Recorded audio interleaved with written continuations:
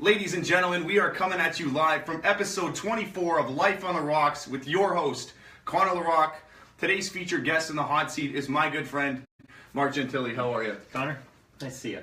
It's an absolute pleasure to have Mark on the show here today. For anybody who doesn't know, Mark is the managing editor of the Northern Life as well as Suburb.com. To start this interview off right, Mark, what got you started? In newspapers? In newspapers and journalism. I don't know how interesting that is, but maybe interesting to me. So what happened? So back in the late 90s, I wanted to be a writer. Okay. Didn't quite know how to do that. Decided that I needed to do something because I was, into my 20s, and I wasn't quite sure what I was going to do. My wife suggested I should take journalism since I needed to do something, and I did. And at Canadore in North Bay is where I went to school, so that was 97, I think, about when I started there.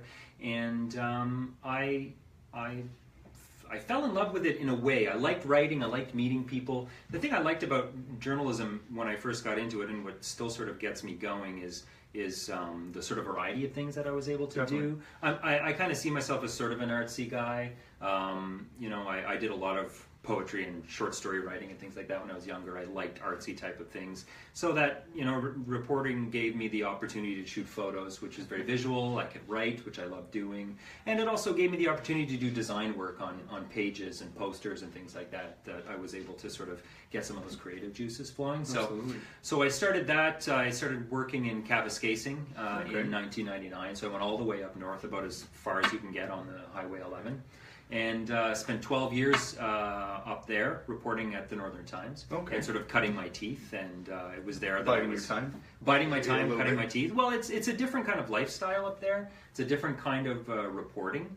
And after about 12 years, I could see where where things were going. Everything was moving towards digital. Definitely. And everything was moving towards online. And although we had an online presence in Kapuskasing at Northern Times, it wasn't the main focus of what we did, because it's still a small town, so most people still want to go pick up their physical copy of the newspaper. But I could see that the trend was moving towards online journalism, and I wanted to do that, but I also wanted to stay in Northern Ontario. So when the opportunity at Northern Life came up, I cleared it with my wife and applied for the job here, and that was in 2011 when I started at Northern Life, which recently has transitioned into Suburb.com online in the last years. Did you go right in? You went right in as the editor? That's the first thing you went in? Was that the first position, or did you start off as a writer? I was hired to be the news editor. Okay. Which was the idea was that I was going to be the guy who managed the website. Exactly. That's the job I applied for. Okay. I was hired, and then in my first day on the job, the publisher, Abbas Homayedi, took me into the office and he said, look, basically the managing editor who hired you is leaving, and I'm going to need you to sort of be the managing editor in the meantime while we find a new managing editor. So I'd done that job before, so I was like, sure, that's not really what I wanted to do, but that's okay. I'll give it a shot. I'll give it a shot. It's a bigger paper. There's a lot more responsibility, a lot more stories to cover, all that sort of stuff. So I dove into the managing editor's job, and that just basically transitioned into a full-time position. Full-time career. A few months, a full-time career, and we went on from there. No, absolutely. You must have did a good job for them to keep you on and in that position, right? They haven't fired me yet. No, exactly. You've been there for a long enough time, since 2011. You said you made the move, right? Yeah, it's been about 6 years that I've been there. Oh no, that's great. And especially with the transition into the other sphere with the online now is actually more prominent. Mm-hmm. Let's back it up for a second. Sure. So most people say, let's just say the audience, you obviously know the editor is going to put different things through the paper or the online sphere. Like, what exactly does an editor do? Like, obviously you're editing stuff, but really, where does that role come in? Like, talk about that for a minute. Sure. The managing editor's role is it differs. It can differ from paper to paper, but the general idea is that the managing editor manages. He or she sets the tone of the paper, so the types of stories that you cover and how you cover them. The managing editor sets a tone for the headlines, the style of headline writing.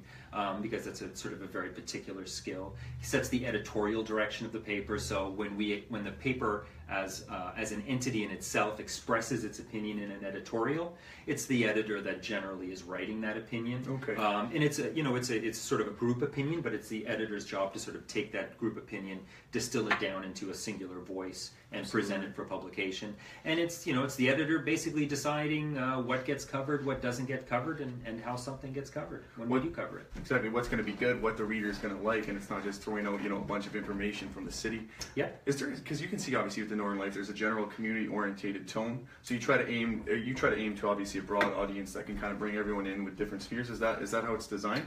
Well, yeah, it is in a lot of ways. I mean, Northern Life is what we would call a community newspaper, meaning we're not a daily paper. Mm-hmm. We don't publish a physical copy of the paper every day. We publish one copy a week. And when you function as a community paper, your role is slightly different from the daily. Dailies tend to have harder edge to their coverage. They have a little bit more punch maybe in what they do. Community papers generally, and I'm going to generalize here, Sure. Community papers tend to have a more maybe friendly approach to how they cover things. Welcoming everyone in, kind of. Yeah, because you're trying to cover all aspects of the community, not just city hall and police and court and emergencies and things like that. That's sort of hard news stuff. You're trying to cover a check presentation. Absolutely. And something that the school board has done in terms of this child has done really well at a particular event or won award for an essay, things like that. That's more the community news vein. You want to get a general sphere for the most part. So for the most part, yeah. But those lines, when you transition to the online sort of world, those lines become very blurry. So the sort of persona of Northern Life in the printed product is different in many ways from the persona that Sudbury.com has Definitely, online. There's a bit of a different thing, and it's a sort of a function of the fact that online we are a daily paper. Absolutely. There isn't a news outlet in the city at the moment who publishes the amount of copy that we publish on a daily basis.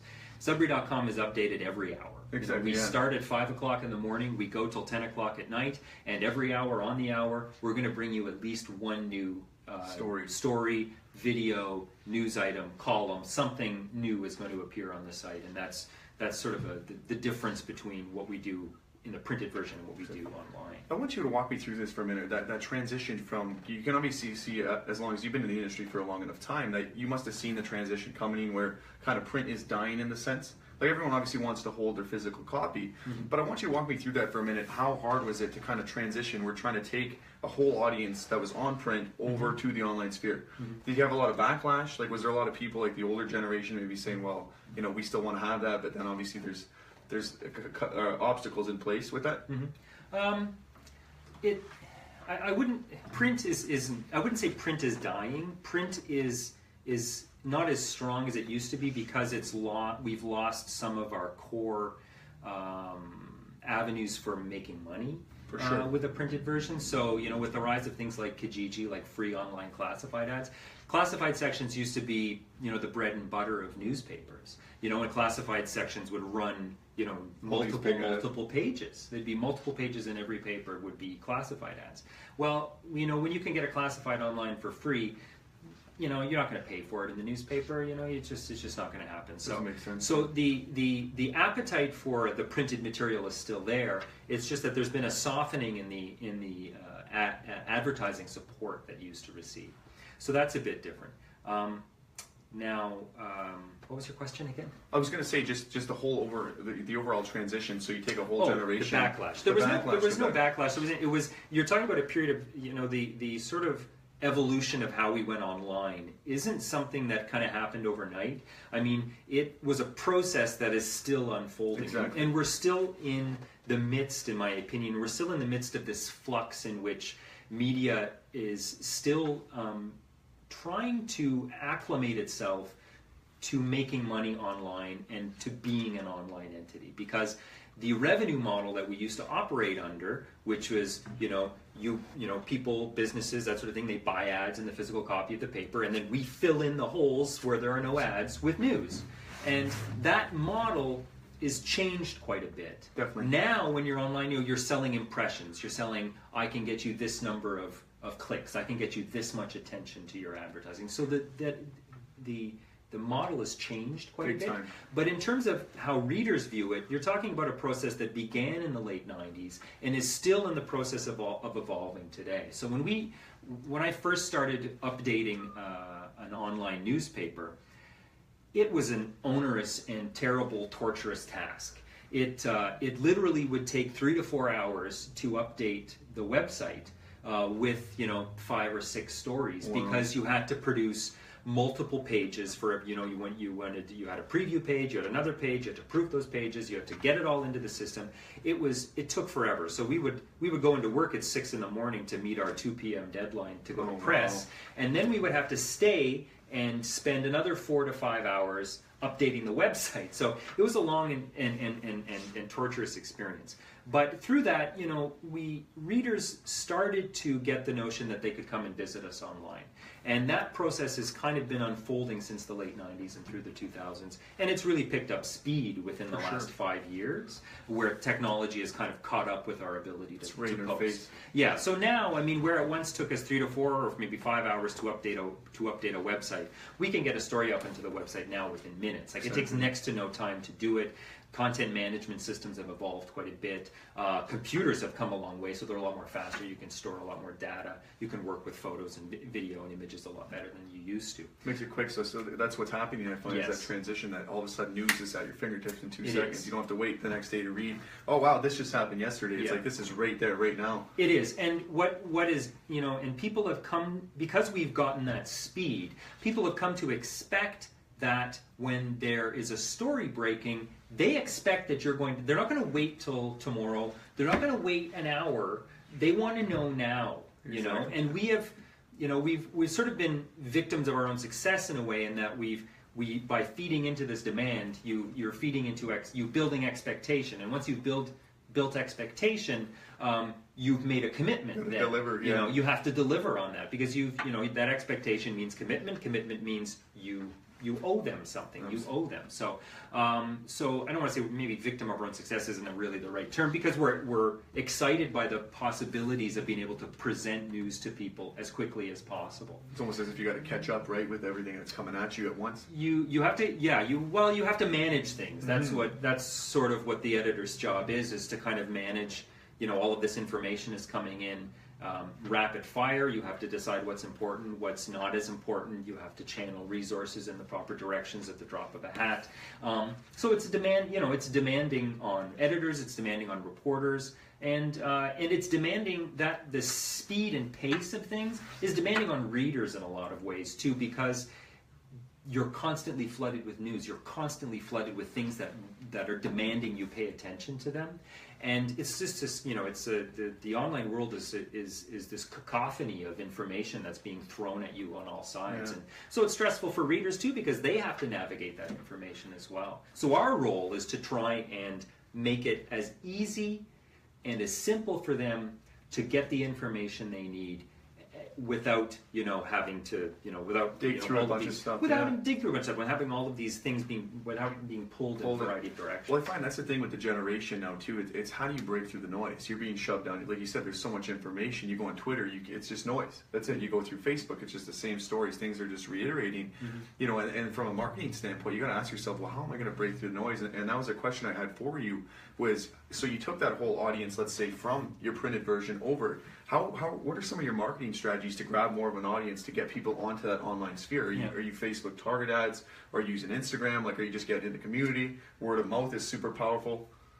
Really, all of those things. They're all together. All of those things. I mean, we're very active on social media, so which means our primary social media. The stories come out, they're going right to you. They're looking at Mark. They're saying, "Wait, what's going on?" They always want, So go to Sudbury.com and see what we're covering. I'm not sure what time is it? 4. I'm not sure what our 4 p.m. story was, but I'm sure there's something good up there. But our main social media platforms are Twitter, Facebook, and Instagram. Definitely. So those are our big 3. Twitter isn't a huge thing in Sudbury. I mean, there are a lot of people on Twitter, but Twitter is kind of an echo chamber, so you kind of see it's mostly news organizations, mostly corporations, mostly businesses, and they're all just kind of talking to one another in Sudbury, basically. Exactly, So our Twitter, so while we're very active on Twitter, it isn't a huge driver of our traffic. What is a huge driver of our traffic is Facebook. Facebook is enormous. Our readers spend more time on Facebook than they do on our website. And so we use Facebook. We use Facebook to brand us. We use Facebook for our messaging, a lot of our messaging. We use Facebook. We do live video on Facebook if we want to announce something. And we use it to channel people towards the website. And it drives a good chunk of our traffic to Sudbury.com is driven through Facebook. So that's one avenue. Word of mouth is still always very powerful, and that's branding, that's getting out in the community. That's part of what we do. A lot of the videos that we do are branding exercises. They're designed to entertain our readers, but they're also designed for them.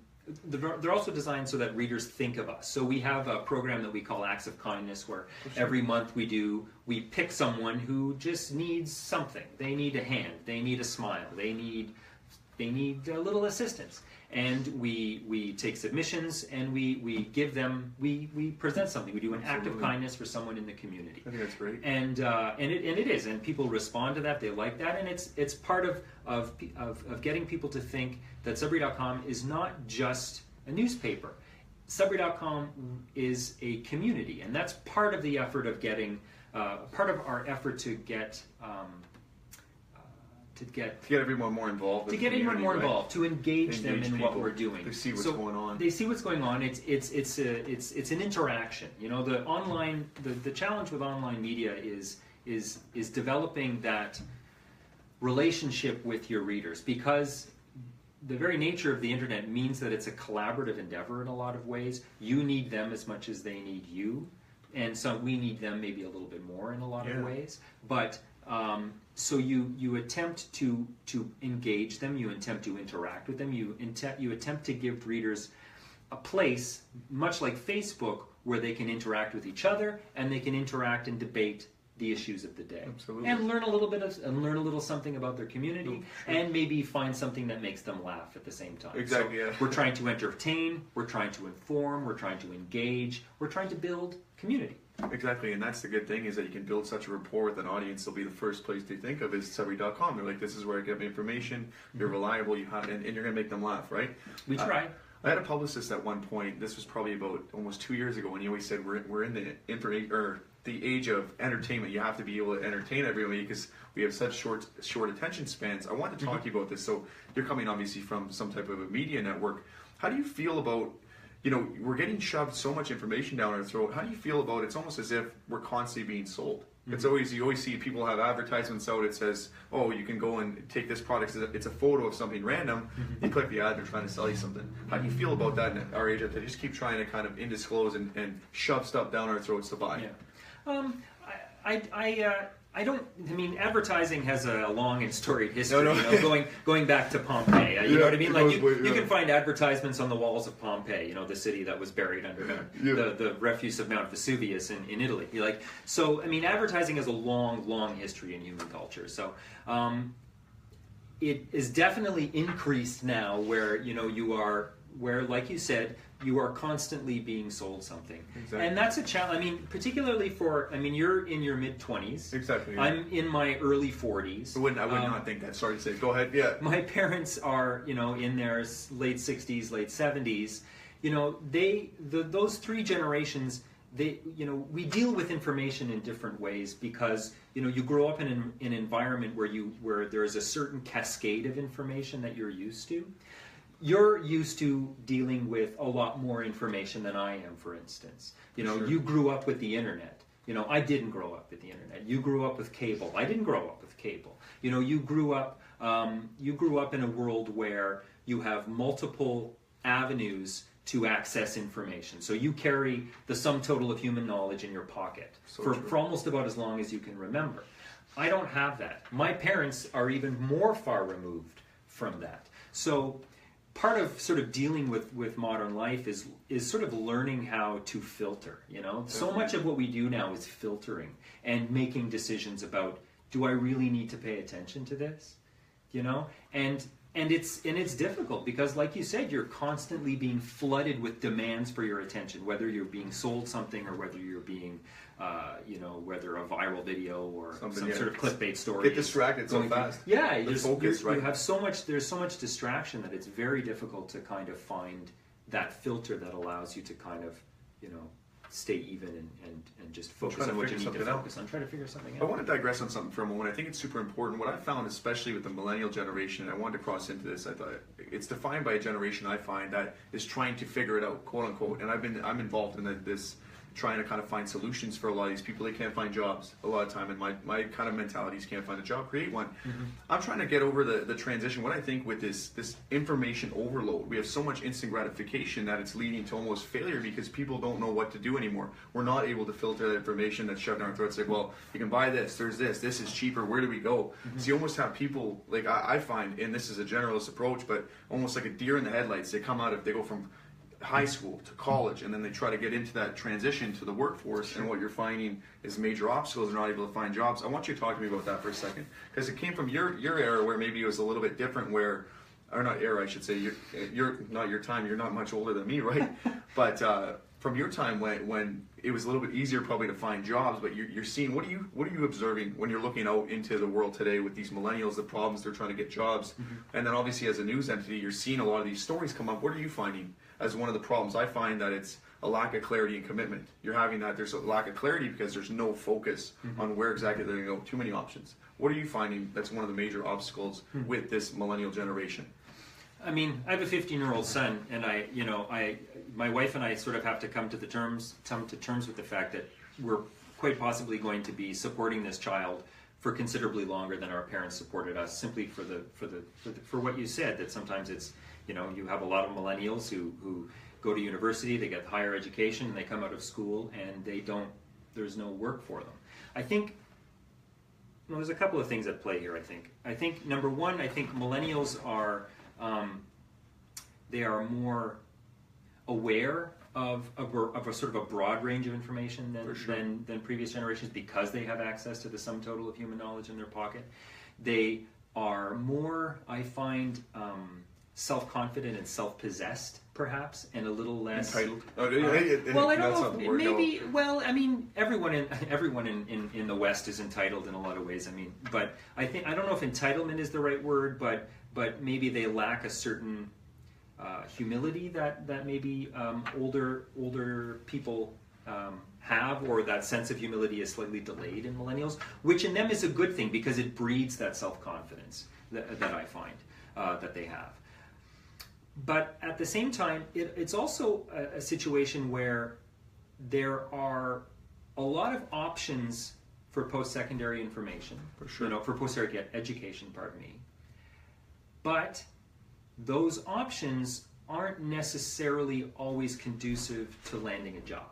Absolutely, it's so true. Yeah. And a lot, and that applies to me too. We were raised, to if you finish your high school and you when you go into university, you will find the career that fits your personality. And I think in many ways that was a lie. Like I really think that a lot of people have to, for me, if I was 20 something again, looking back at how I was at that time, I didn't want to be a reporter. I wanted to be a poet. For goodness sake, I wanted to sit in my house, I wanted to drink tea, and I wanted to write poetry. And you as enjoyable as that was, I can't feed my family on poetry. And so while I still write, I had you have to make these sort of compromises with yourself in order to realize you got to make a living. You realize you have to make a living, and that can be a difficult realization when you've you've finished high school, you've finished your university career, you're ready to start your life, you feel, but there's a delay because you can't necessarily do what you want to do, and that's a challenge for your generation. Yeah. And I think that's one of the hardest things when you're talking to students and just people in general, the ones that, let's say, didn't go for their dream and they're trying to figure out, you have to tell them that, well, obviously you have to support yourself, but are you going to accept the fact maybe for the next 20 to 30 years that you're going to do something you don't like, or are you going to take the risk? And my kind of protocol for it, and I'm not here to talk political, that's not my way to, or how do I want to amplify that, but that's not the way I'm coming to talk political. But if I was to approach something, I would say we have to have more of a push on the fact that innovation pays. We have to be incentivizing more entrepreneurship, that when you go into a job, and I always tell people, if you can't find a job, why don't you work some charity events, get in the community, just get involved, do something different. And now that we have access, I always say, and it's from one of my mentors, that phone's a weapon. I have access online. I can start reaching out to people. I can start doing things. Let's say you reach out to 100 different people, so you'll be able to find jobs. And my thing, and I think just for your own sake to see, is I've dealt with so many students that you see they're not doing the due diligence and the backtracking on it, and then they're leading to failure. They're like, well, I gave him 50 resumes. How many did you follow up on? Did you meet the manager? Did you do this? And you're going to find the ones that are really hungry, they have that passion, those are the ones that you'll see kind of break through those barriers, something like yourself, right? And it's funny where you're kind of seeing this shift where they're not able to find jobs. So what's the solution? And that's where I think we need to aim more so, is that innovation pays, or innovation. We have to hit on that more so that, you're going to have to do this. We have 24 hours in a day. What are you doing with those? And you kind of look at some of the track records of people, and they're like, well, I'm doing everything. And we have a friend I always like to see. You've probably done articles on him. Is my friend Ryan Benoit. He's in a wheelchair, and he's working harder than all of us. Me and Ryan always laugh together. I'm like, you're out there every single day doing that, and he exemplifies that there is no excuses. As long as you use those and you build a brand, and now he's able to make a living from what he's done. It took a while. He did school, all this stuff. But these are like kind of career paths you can see, and as yourself too, you go as a journalist, and then you work your way up the ranks to where you are now. And I just find it's kind of, I think we have to, would you agree with that we have to aim more so in the innovative lens, that innovation pays, or go into the innovation, like as an editor seeing all these articles come through? Yeah, well, I think there is, certainly they've been pushing entrepreneurialism, especially in Northern Ontario. They've been pushing entrepreneurialism for, to young people for at least the last decade. There's a number of programs where they try and channel start a company, get it. If you have an idea, try and market your idea. Summer company, I went through it last year. Summer company, exactly. That's a perfect example of something where you're trying to encourage young people that you don't have to rely on someone else to give you a job. If you have an idea and you have the drive and you have the motivation, you can build a career and you can build a life. You can carve something out of life for yourself, and that's exciting. I think and it should be exciting for people. Like you said, it's a lot of work. There's a lot of sweat equity that has to go into doing that sort of thing. But you get out of it what you put into it. So if you can achieve a great deal of success going that route, and at a time when there used to be generations previous to us, you were guaranteed of getting a good paying job. Absolutely, when you came out of school. You were guaranteed that you were going to make more money than your parents. You were going to have all these things that your parents weren't able to access. Well, that world is not the world we live in anymore. We don't have a manufacturing base in North America and the West like we used to have. Our jobs are transitioning into information technology, into service industry, into things like that. Automation has taken away a lot of the good paying jobs that people would have. So young people, millennials, they're kind of a caught between generation. Like you're in this place where the fabric of our society is in a state of flux, for sure. And that flux has not evened out yet. And you guys are kind of, it's much like I'm sort of on the tail end of Generation X, and Generation X in the 90s was in a similar situation. We came out of college and high school and college and university, and the baby boomer generation was still healthy. They weren't retiring. They weren't giving up jobs. So all of the jobs that we paid for, that we expected we were going to be able to access, we couldn't access because people live a lot longer now. I have a number of friends who went into teaching, to become teachers. That it sounds like a fantastic job, but that's a slog for a lot of people. I know of only one friend that I went to high school with who went into teaching, who actually has a full-time teaching position. at a school, you know, and a lot of them are just, you know, year-to-year contracts, you know, so it's you know, we're in this sort of state of flux, and we haven't really found our way yet. So, you know, society is undergoing massive changes. So. Hey, what do you think is probably the best advice you could give somebody, let's say, even whether it be a millennial or just a generation that's going through all this information? What do you think the best option is to do if we're stuck on contract work or you can't find your way? What do you think is the best advice to give them? I mean, you've seen a lot, obviously. Like I say, you keep seeing these stories of different people come through, and with all this information, like, what do you think is the best avenue to kind of guide yourself through this generation of flux and the paradigm switch? Yeah. You can say, what do you think the best advice is? I think there's a couple of things. I think sometimes you know, it's all well and good to say, you know, live your dreams and no, I know, it's words, right? Yeah, you know, and sure. find your passion, and those sound wonderful, and they are. If you can find your passion and that can become your career, then hats off to you. But the vast majority of people, that's just not going to happen. It's not going, yeah. So what you need to do is, I think, find your passion, but then find jobs that will allow you to at least access some of that passion. So, you know, being a reporter, being an editor wasn't my first choice. But the job had aspects of things that I enjoyed. It had, you know, there was an artsy element, there's a creative element, there's a writing element. It had things that I enjoyed.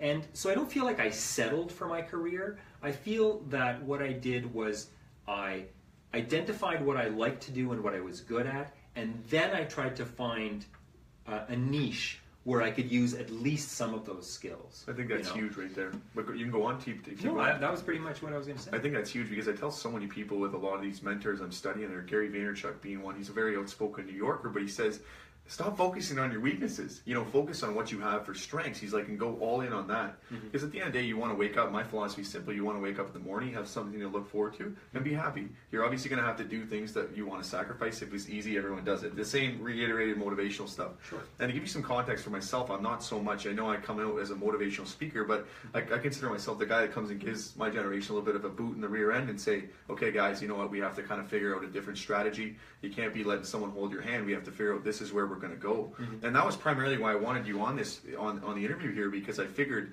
you have such an interesting lens you're coming in from, because you're kind of, like you said, filtering through that information, because you're an editor, right? You have to push things through. Sure. So what can we expect from you, Mark? Obviously, if you're a writer and a poet and you're doing the editing sphere, do we? I wouldn't call myself a poet, but I would say I want to go with the writer. But can we expect a book coming from you ever? Like, you can tell just by the way you talk, you have a very interesting way of thinking. Like, do we see a book coming out, or do you have any other projects on the side you'd like to talk about? Is there anything that we can expect from you? If you want to find me, you got to go to Sudbury.com. My passion and my focus is Northern Life, and it's Sudbury.com, and it's our readers, and it's providing them with the most up-to-date, accurate, fast, fresh, focused experience of an online newspaper that they can get.